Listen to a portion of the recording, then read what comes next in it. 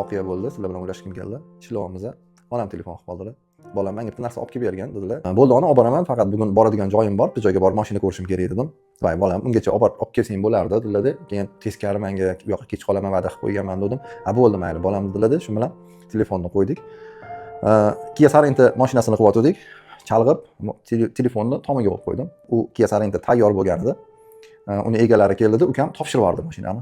Oradan yarim soat 40 minut vaqt o'tdi, telefon qidirishni boshladim. Telefon qidiryapman, yo'q. Shu bilan bir mashinani tomiga qo'yadigan odatim bor. Ana mashina chiqib ketdi deb ko'raylikchi deb kamerani ko'tardik. Kamerada qarasam, mashinani tomini burchagiga qo'yib qo'ygan ekanman. Telefon qildik mashinani egasiga. Okey, mashinani tomida telefonimiz qolib ketibdi deb ko'ring. Men 20-25 kilometr yurib qo'ydim, shunaqa joylarda yurdim. Bo'lgan bo'lsa ham tushib qolish kerak dedi.